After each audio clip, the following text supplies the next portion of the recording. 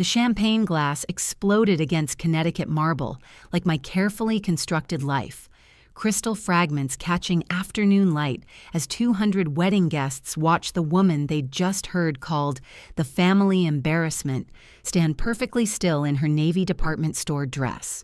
The sound echoed through the Mitchell Estates reception hall, but not as loud as my new daughter-in-law's voice still ringing in the shocked silence. This is what we're stuck with. My fingers had gone numb the moment Samantha Mitchell's manicured hand touched my shoulder with practiced dismissal. 43 years old Wharton MBA daddy's princess, introducing her husband's mother like damaged goods at the clearance rack. The champagne had simply slipped away gravity, claiming what shock had already stolen from my grip. Robert Mitchell's face drained to match his tuxedo shirt. His own champagne flute froze halfway to his lips, recognition dawning in his eyes like sunrise over a crime scene. The man who'd been laughing at his daughter's casual cruelty suddenly couldn't breathe. "Margaret Thompson," he whispered, and the name hung between us like a confession. I'd spent 15 years perfecting invisibility, the art of being exactly what people expected to see. A 55-year-old widow in sensible heels, living quietly on her engineer husband's pension, shopping at normal stores, driving a reliable sedan. Nothing flashy, nothing memorable, nothing that would make anyone look twice at the woman, folding her napkin with steady hands, while 200 strangers stared. But Robert Mitchell wasn't seeing the widow anymore. His champagne glass trembled as memory surfaced, boardroom fluorescence reflecting off mahogany tables 3 years past. The mysterious investor who'd sat silent while attorneys handled negotiations. The woman he'd barely acknowledged, assuming she was someone's wife, along for signatures. "Wait," he breathed, his voice cutting through reception chatter like a blade through silk. "Aren't you that investor who bought my company?" The orchestra kept playing. Couples kept dancing. Ice sculptures kept melting into silver bowls. But at table 12, the carefully maintained fiction of Margaret Thompson's ordinary life began its final collapse. Samantha's confusion replaced smugness, green eyes darting between her father and the woman she'd just humiliated. Patricia Mitchell's diamond bracelet caught chandelier light as her hand flew to her throat, socialite instincts calculating danger with mathematical precision. My son David stood frozen beside his new wife, 32 years of trust, beginning to crack around the edges. The boy I'd raised to value honest work and merit-based success, watching his mother become someone he'd never met. I smoothed my skirt with hands that hadn't shaken through Tom's funeral, through 15 years of deliberate deception, through the careful construction of a life built on strategic omission. The navy dress cost $147. The pearl necklace belonged to my grandmother. The woman wearing them owned $800 million in assets and had just watched her son's wife turn family into theater. "I think you have me confused with someone else," I said, quietly meeting Robert's eyes with the same calm I'd worn through every board meeting. Every acquisition, every moment when staying invisible had been more valuable than being right. But we both knew he didn't. The reception swirled around us, laughter and music and the comfortable sound of people celebrating love while completely missing its absence. Samantha's triumph flickered like candlelight in sudden wind. She'd married into what she thought was modest stability, spoken her contempt aloud, and discovered she'd just humiliated someone who could buy her entire world before dessert was served.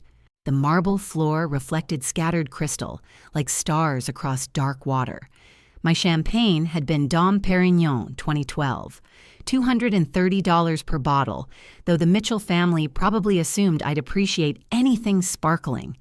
They had no idea their family embarrassment could have purchased the entire wedding without straining her monthly budget. I bent gracefully to collect the larger crystal fragments muscle memory from years of cleaning up after David's childhood accidents. The sharp edges caught light, but didn't cut. I'd learned long ago that dangerous things only hurt when you handled them carelessly. "Let me get someone to clean that." Samantha said, her voice tight with something that might have been dawning alarm. "No need," I replied, straightening with crystal shards cradled in my palm. I'm quite capable of managing my own messes." The words carried weight neither of us was ready to acknowledge. Yet, the morning after shattered like the champagne glass I'd swept into my purse, sharp fragments of truth cutting through 15 years of careful fiction.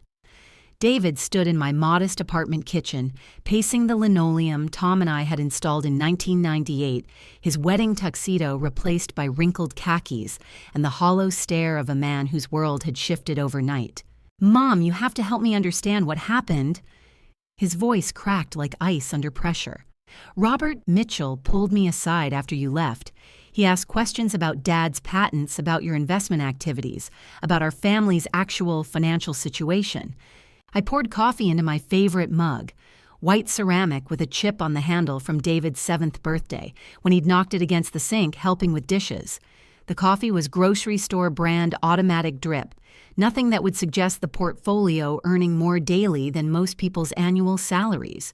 "What kind of questions?" I asked, though my stomach already knew the answer. He wanted to know about Dad's technology patents, whether you'd been involved in major business transactions, whether we'd ever discussed Mitchell Holdings. David stopped pacing, fixed me with brown eyes inherited from Tom. "Mom, he seemed to think you were some kind of major investor. It was bizarre." The word hung between us like smoke. Bizarre. Not impossible, just unlikely enough to dismiss. Exactly the reaction I'd cultivated for 15 years. My phone buzzed against the Formica countertop. Text message from Samantha sent at 6:43 a.m. "Margaret, I think we should have lunch today. There are some things David and I would like to discuss with you." I showed David the screen, watching his expression shift from confusion to something approaching dread. The careful politeness, the early morning timing, the assumption that I'd be available, all calculated to establish control before the conversation began. "What do you think she wants to discuss?" David asked.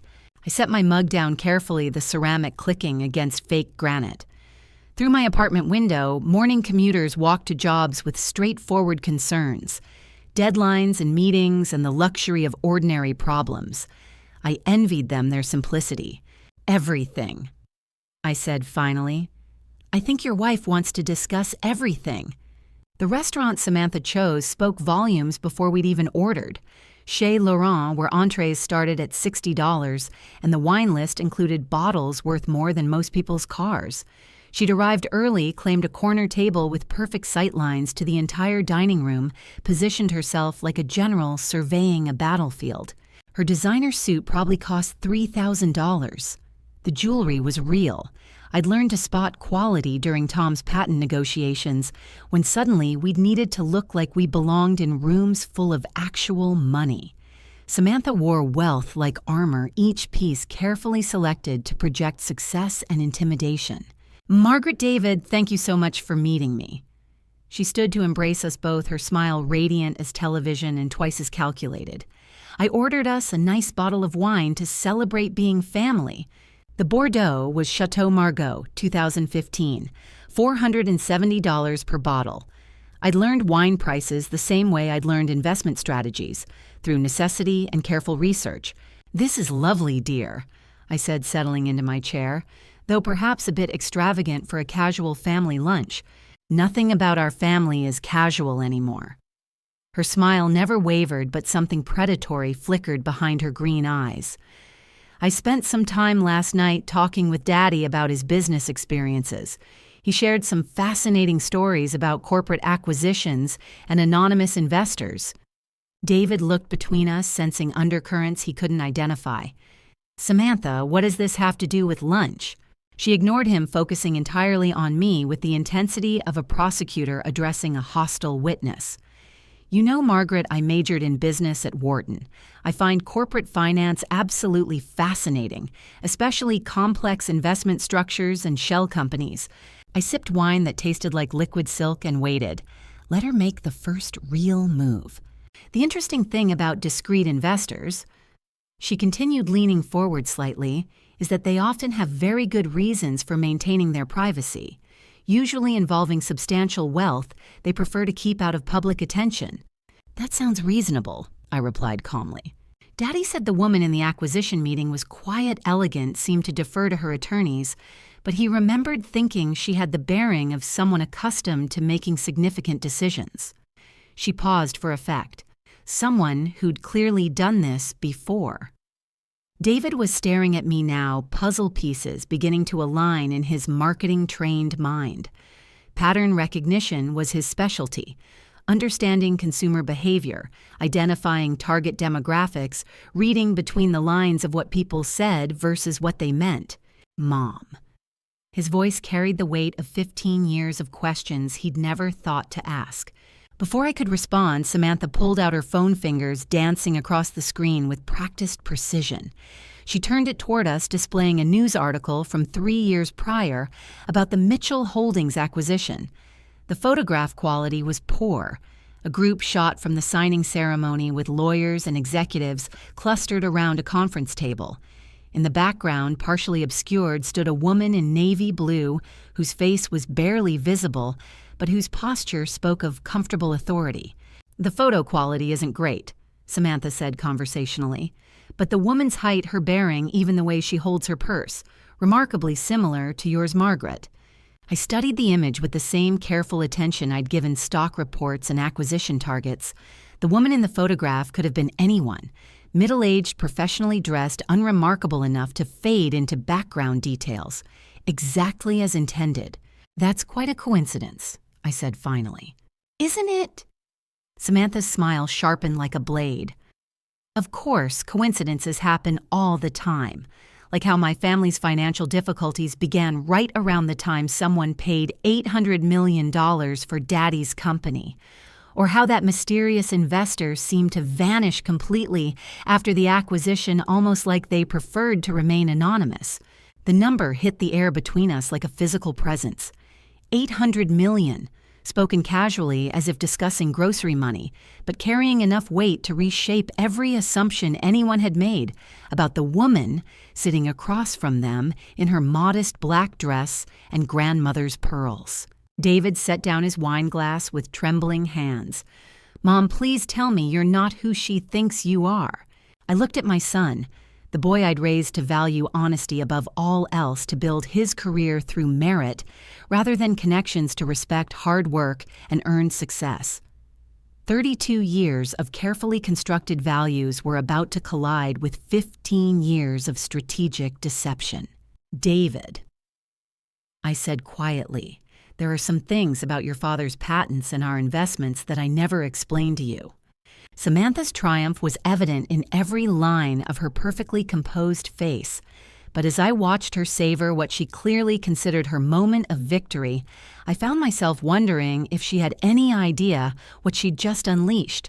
The silence stretched like wire under tension. David's breathing had changed. Shallow, rapid, the physiological response to discovering that everything you thought you knew about your life had been carefully curated fiction. "How much?" he asked finally. 2 words carrying the weight of every birthday present I'd apologized for being modest, every vacation we'd skipped for budget reasons, every time I'd encouraged him to work for scholarships rather than simply writing checks. "More than you might expect," I said carefully. "How much, Mom?" I met his eyes directly. "As of yesterday's market, close approximately $1.2 billion. The coffee in my apartment had gone cold hours ago, but I kept refilling the cup anyway. A ritual of normalcy, while my son processed information that reframed his entire existence. David sat motionless on my couch, the same spot where he'd done homework 20 years earlier, now holding financial statements that read like science fiction. $1.2 billion. He spoke the words slowly, testing their weight. "Mom, that's not wealthy. That's obscene."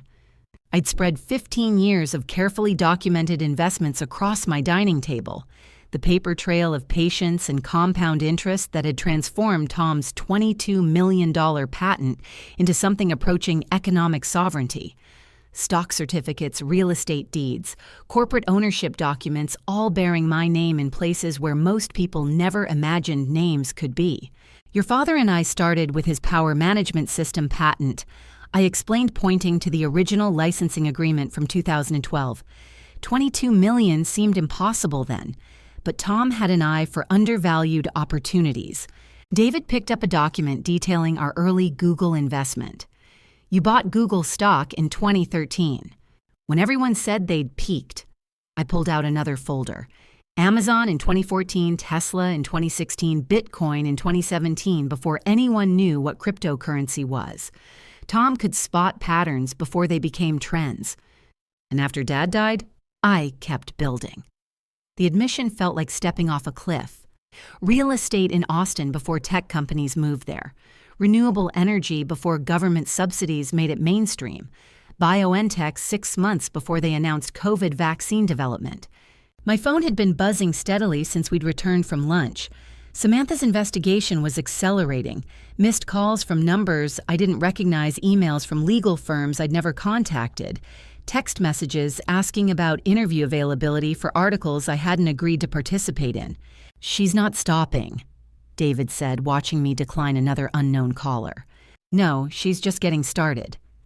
I walked to my kitchen window, looking down at the parking lot where a black sedan had been sitting for 3 hours, with 2 occupants who occasionally raised cameras with telephoto lenses. "David, there's something else you need to understand. Your wife didn't marry you for love." His laugh was bitter as black coffee. "Yeah, I'm starting to figure that out." I pulled out the private investigator's report I'd commissioned after Samantha's first suspicious questions about my finances. She hired investigators 2 weeks before she met you, specifically targeting men from families with potential inherited wealth but modest, visible lifestyles. The photographs were damning. Samantha entering the Ashford Investigations office meetings with financial researchers, credit checks on David's background that extended to my utility payments and property tax records. She'd been hunting, and my son had been prey. There's more. I opened my laptop, scrolling through surveillance footage my own security team had captured. These are recordings from various locations over the past 6 months. Restaurants, coffee shops, places where she thought conversations were private. Samantha's voice filled my apartment through tiny speakers discussing David with clinical detachment that made my skin crawl. He's perfect. Stable job, good family background, trusting enough that he won't ask difficult questions. His mother lives like she has money but hides it, which suggests significant assets being managed conservatively. David's face had gone gray. She was studying me. Like a corporate acquisition target. I clicked to another file. Here's her conversation with a matrimonial attorney 3 days after your engagement. She was already discussing prenup strategies and asset disclosure requirements. The apartment fell silent except for traffic sounds filtering through windows and the hum of my refrigerator, appliances I could replace with diamond-encrusted versions without checking account balances, maintaining their modest functionality, because invisibility had been more valuable than luxury. My phone rang again. James Harrison, my financial advisor, calling with the urgency that suggested crisis management. "Margaret, we have a serious problem." His voice was tight with controlled panic. "Someone's filed complaints with the SEC about your investment structures. Professional-level complaints suggesting regulatory violations." I felt my stomach drop. What kind of violations? Failure to properly disclose beneficial ownership in publicly traded companies, potential insider trading around acquisitions, questions about shell company reporting requirements. He paused. "Margaret, this isn't casual curiosity. Someone's building a federal case against you." David was reading over my shoulder as I took notes, his expression shifting from shock to something approaching admiration mixed with fear. "Mom, how vulnerable are you?" James answered through the phone speaker. "Legally, your mother's structures are solid, but complex financial arrangements can look suspicious to regulators who don't understand context. If they file formal complaints, she could face months or years of investigation, even if ultimately cleared. The implications crystallized with diamond clarity. Not just legal costs and time, but publicity that would destroy 15 years of privacy. Media attention that would expose every strategic decision, every carefully hidden transaction, every moment when I'd chosen discretion over transparency. "What would you recommend?" I asked. "End this before it escalates. Whatever family dispute triggered these complaints needs resolution immediately. Regulatory scrutiny tends to expand beyond original accusations. After hanging up, David and I sat in silence, broken only by camera shutters clicking from the parking lot below. Samantha had escalated from private investigation to federal warfare, probably hoping to force settlement rather than risk public exposure. "What are you going to do?" David asked. I walked to my bedroom closet, pushing aside modest dresses and sensible shoes to reach the safe hidden behind Tom's old engineering textbooks. Inside, alongside insurance papers and birth certificates, lay documents I'd hoped never to use. Nuclear options prepared for scenarios exactly like this. "I'm going to remind your wife that she's not the only one who knows how to investigate people." I pulled out a thick folder labeled Mitchell Family Financial Analysis, Confidential. "And then I'm going to teach her the difference between hunting and being hunted." David stared at the folder. "Mom, what's in there?" I opened it carefully, revealing surveillance photographs, financial records, communication intercepts, and psychological profiles prepared by professionals whose existence most people never suspected. Everything, sweetheart. Absolutely everything. The black sedan in the parking lot had company now. News vans from 3 local stations and a reporter I recognized from business television. Samantha's complaints had leaked, probably intentionally turning my quiet apartment complex into the center of a media storm. But as I watched reporters set up cameras and prepare for broadcasts that would dissect my privacy for public entertainment, I realized something that made me smile for the first time in days. Samantha Mitchell had made a fundamental miscalculation about the woman she'd chosen to attack. She thought she was dealing with someone's vulnerable mother who'd been hiding modest wealth out of embarrassment or fear. What she'd actually done was provoke a strategic opponent with unlimited resources, 15 years of practice, staying invisible, and absolutely nothing left to lose. The hunt was about to begin, but this time I wouldn't be the prey. The meeting room at Harrison Webb and Associates felt like a courtroom designed by someone with expensive taste and flexible ethics. Floor-to-ceiling windows overlooked downtown Hartford mahogany furniture that probably cost more than most people's cars, and the kind of thick carpet that absorbed sound and secrets with equal efficiency. Samantha arrived with a legal army. Marcus Webb himself, 2 junior associates, and a forensic accountant whose reputation for finding hidden assets had made him wealthy enough to afford the Swiss watch catching morning sunlight. She dressed for war in a charcoal suit that screamed serious money and consequences, her blonde hair pulled back in a style that said she meant business. David sat beside me, still processing revelations that had rewritten his understanding of everything from childhood vacations we'd couldn't afford to college tuition I'd made him work to earn through scholarships and part-time jobs. His loyalty was fracturing in real time. Torn between the woman who'd raised him and the wife he was discovering had married him under false pretenses. "Let's establish why we're here." Marcus Webb began spreading documents across polished wood with theatrical precision. "My client has discovered that Mrs. Thompson has been concealing substantial assets while allowing her family to experience unnecessary financial stress. This suggests either deliberate deception or potential financial impropriety warranting investigation." James Harrison, my attorney for the past decade, responded with the calm authority of someone who'd negotiated hostile takeovers before breakfast. "Mr. Webb, Mrs. Thompson's financial activities are completely legal and properly reported. Your client's regulatory complaints appear motivated by personal grievance rather than legitimate concern." Samantha leaned forward, her voice carrying the calculated emotion of someone who'd practiced this speech. "This isn't about personal grievances. This is about family responsibility and transparency. Margaret has been manipulating people's lives while pretending to be someone she's not." I'd remained silent through the opening volleys, but her accusation touched something that had been building pressure for weeks. "Samantha, I've never manipulated anyone. I invested in underperforming companies and improved them. I maintained privacy because I preferred discretion to publicity. Neither is illegal or immoral. You bought my father's company and let him think he'd failed as a businessman. She shot back her composure, cracking enough to reveal genuine anger underneath. Your father did fail as a businessman. My voice carried the weight of financial statements and due diligence reports I'd studied before writing that $800 million check. I saved Mitchell Holdings and protected his employees' jobs. Under his management, the company would have been bankrupt within 18 months.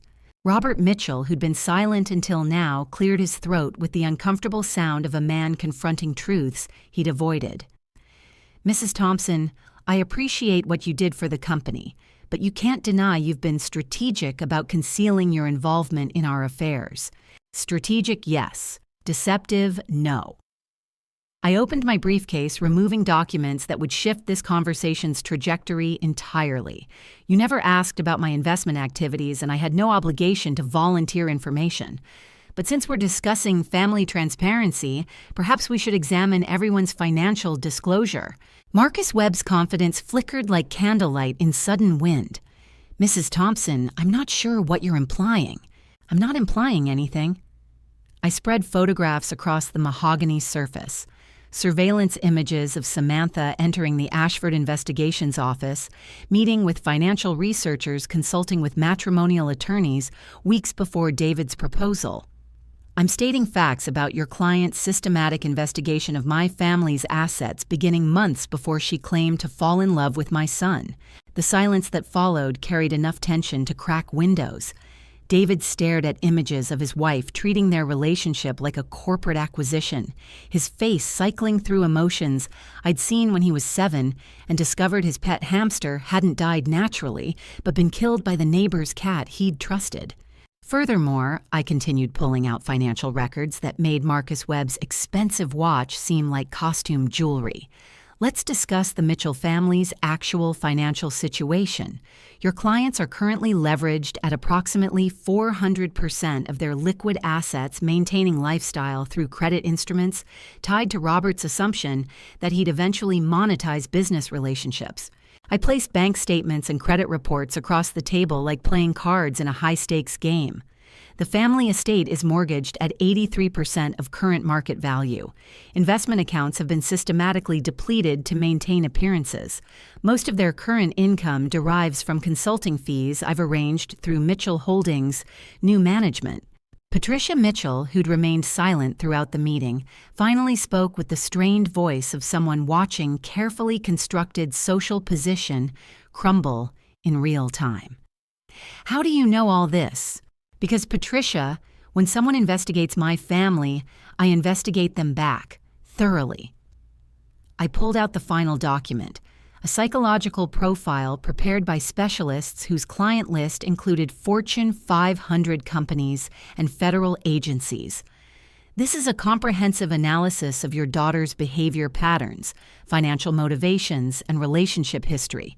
It makes for fascinating reading. Samantha had gone pale, her perfect composure finally showing cracks. You can't just investigate people like we're criminals. Can't I? I smiled with genuine amusement. You hired private investigators to research my assets. You filed federal complaints to pressure me into settlement. You married my son as an investment strategy. But I'm the one who can't investigate people. Marcus Webb was reviewing the documents I'd provided, his expression shifting from aggressive confidence to damage control mode. Professional survival instincts were overriding client loyalty as he calculated the legal exposure his firm faced if this escalated further. Mrs. Thompson, he said carefully, assuming these documents are authentic, what outcome are you seeking? I stood and walked to the windows looking down at Hartford's financial district, where people were conducting business with relatively honest intentions. Below us, normal families dealt with ordinary problems, mortgage payments and college tuition and retirement planning that didn't require teams of attorneys and forensic accountants. I want my son to understand who he married, I said finally. And I want your client to understand the difference between hunting and being hunted. I turned back to face the room, my voice carrying authority that 15 years of strategic invisibility had finally earned me the right to use. Samantha, you have 72 hours to withdraw all regulatory complaints and cease all investigation activities. In return, I'll provide a settlement allowing you and your parents to maintain current lifestyle without further interference from me. What kind of settlement? Marcus Webb asked, his calculator mind already working. $5 million, one-time payment. I looked directly at Samantha. In exchange, you sign agreements never to contact my son or me again. The room went completely silent except for the hum of expensive air conditioning and the distant sound of traffic 20 floors below. David stared at me in shock, probably wondering when his modest mother had learned to negotiate like a corporate raider. But I wasn't finished. However, I continued, if you refuse this offer, several things will happen simultaneously. Your parents will lose their house when I call their mortgage notes. Your father will lose his consulting income when Mitchell Holdings terminates his contracts. And you'll spend the next several years in federal court defending against counter-complaints that will cost considerably more than you could ever hope to win. I sat back down, my hands folded calmly in my lap. The choice is entirely yours. But I should mention that this offer expires at noon tomorrow. After that, you deal with the consequences of the complaints you filed. Samantha looked around the table, at her attorney calculating odds at her parents, facing financial ruin at the husband she'd manipulated, discovering exactly who she was. For the first time since I'd met her, she appeared to understand that she'd miscalculated the cost of greed. I need time to consider, she said finally. You have 18 hours, I replied. Use them wisely. As the meeting dispersed, David lingered while others filed out with the urgent energy of people who needed to make difficult phone calls and recalculate their lives. Mom, he said quietly, did you really just buy my freedom from my wife? I considered the question seriously. No, sweetheart. I just gave you information you needed to make your own choice. What you do with it is entirely up to you.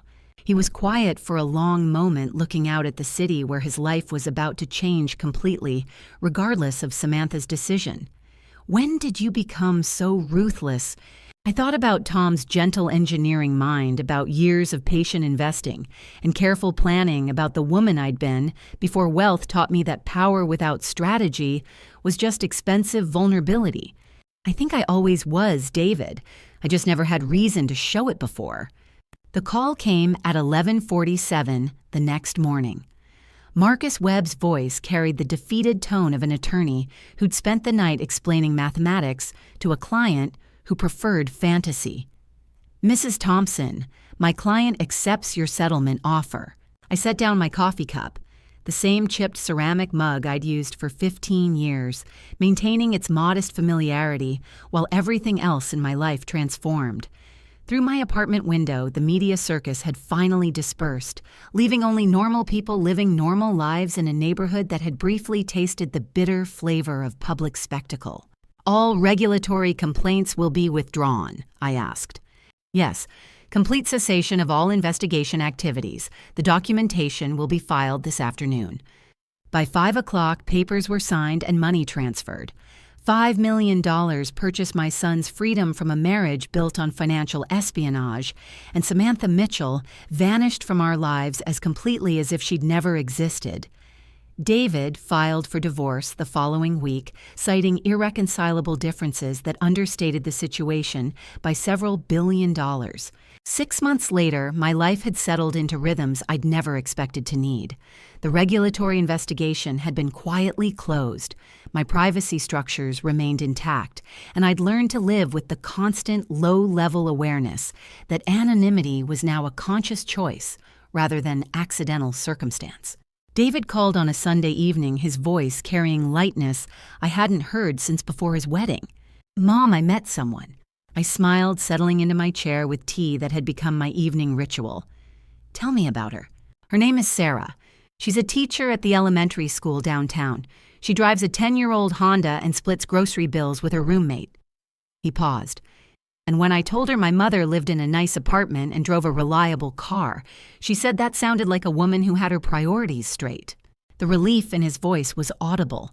Joy at finding someone who valued him rather than what she thought he might provide. She sounds perfect. When do I get to meet her? Next Sunday dinner, if you're free. But Mom, his tone grew serious. When we have dinner, can you just be the woman who raised me to work hard and treat people with respect? Can you leave the corporate strategist at home? I laughed, realizing that after 15 years of hiding who I was, I'd finally learned the difference between being invisible and being private. The woman who'd raised David was the same person who'd built a billion-dollar portfolio. Patient, methodical, protective of what mattered most. "Of course, sweetheart," I said. "But if she turns out to be investigating our family finances, all bets are off." "Deal," he replied, and I could hear him smiling through the phone. That night, I sat at my dining table with financial statements spread across its surface, not hiding them anymore, but not displaying them either. The woman in the modest apartment had always been real. She'd simply been more complex than anyone bothered to discover. My phone buzzed with a text from James Harrison, retirement planning meeting Tuesday, new investment opportunities in renewable energy sector. I typed back, reschedule for Wednesday, having dinner with my son and his girlfriend Sunday.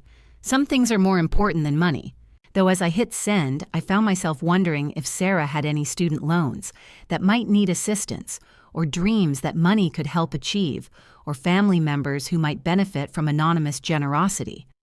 Old habits died hard, but some habits were worth keeping. The champagne glass that had shattered at David's wedding had been crystal. Expensive, beautiful, fragile. It had broken because I'd been shocked into losing control, letting valuable things slip through fingers that hadn't learned to hold on to what mattered while staying ready to release what didn't. Now I understood the difference. David mattered. Sarah might matter if she proved worthy of him. The money was simply a tool, powerful when used, strategically dangerous when it became the point instead of the means. Through my window, evening light painted ordinary lives with golden possibility. Tomorrow, I'd wake up in my modest apartment, make coffee in my chipped mug, and decide how to use resources most people couldn't imagine to protect and nurture what actually mattered. I'd spent 15 years being strategically invisible. Now I was learning to be strategically present, there when needed, absent, when helpful, powerful enough to solve problems, but wise enough to let people solve their own when they could. The woman who'd been called a family embarrassment had discovered something more valuable than wealth or revenge or vindication. She'd learned that the most sophisticated strategy was knowing when not to play games at all. But if someone else started playing games with my family, they'd discover that I'd spent those 15 years learning rules they'd never imagined existed. Thanks for listening. Don't forget to subscribe and feel free to share your story in the comments. Your voice matters.